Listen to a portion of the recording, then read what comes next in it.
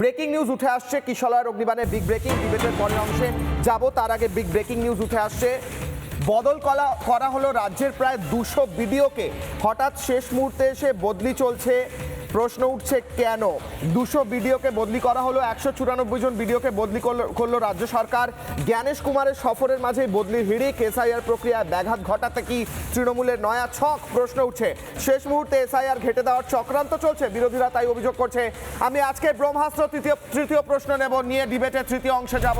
প্রশ্ন করছি ব্রহ্মাস্ত্র কিশলয়ের অগ্নিবাণের আপনাদের স্ক্রিনে প্রশ্ন করছি, পরিকল্পিত ষড়যন্ত্র ধামাচাপা দিতে কি রাতারাতি বদলি হিড়িক? আমি সন্ময়দাকে দিয়ে শুরু করব। সন্ময়দা, উত্তরটা দিন।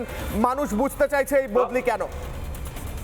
না, বদলি তো পরিষ্কার। সেটা হচ্ছে লাস্ট মিনিটে যখন যেদিনকে সুপ্রিম কোর্টের রায়টা বেরোলো, বিভিন্ন এসডিও লেভেলে একটা নোটশিট পাঠিয়ে জানতে চাওয়া হয়েছিল কোন কোন ভিডিও লজিক্যাল ডিসক্রিপেন্সিতে কতটা হোল্ড করে রেখেছে, অর্থাৎ কারা বাধ্য কারা অবাধ্য।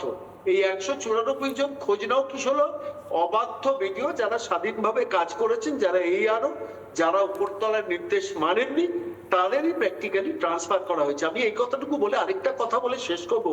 কিশলয়, একটা বিষয় নিয়ে আমরা কেউ আজকে আলোচনা করছি না, সেটা হচ্ছে যে 58 লক্ষ নাম বাদ গেছে, তার মধ্যে 3টে পর্ব আছে। একটা ভুতুড়ে ভোটার, একজন শিফটেড ভোটার, আর এক শ্রেণীর মানুষ মারা গেছে।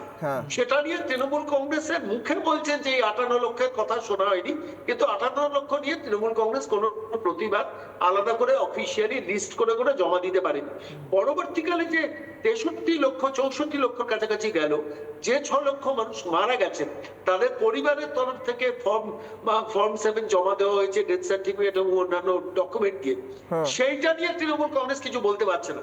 অর্থাৎ 64 লক্ষ নিয়ে তৃণমূল কংগ্রেস মুখে বলছে কোনো ডকুমেন্ট জমা দিতে পারছে না।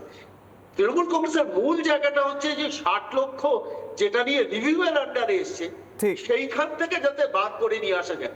আমি শেষ করবো ওই কথাটা বলে, ধর্মতলায় মাচা বেঁধে এই যে শো বিজনেসটা চলছে না, এটা পেছনের কারণ একটাই, সেটা হচ্ছে এই মুহূর্তে জজ সাহেবরা যে বিচারটা করছেন, তাদের উপর মনস্তাত্ত্বিক একটা চাপ তৈরি করা, পাঠিয়ে দেওয়া যে আমি রাজ্যের প্রশাসনিক প্রধান, আমি রাস্তায় বসে আছি, তোমরা কিন্তু আমার কথাগুলো শোনার চেষ্টা করো। ঠিক স্যার, অত্যন্ত গুরুত্বপূর্ণ। মানসিকভাবে চাপ দেওয়ার চেষ্টা, চাপ সৃষ্টি করা।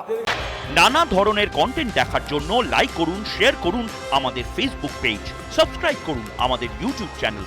পাশাপাশি অন্যান্য ব্রেকিং নিউজের জন্য অবশ্যই চোখ রাখুন রিপাবলিক বাংলায়।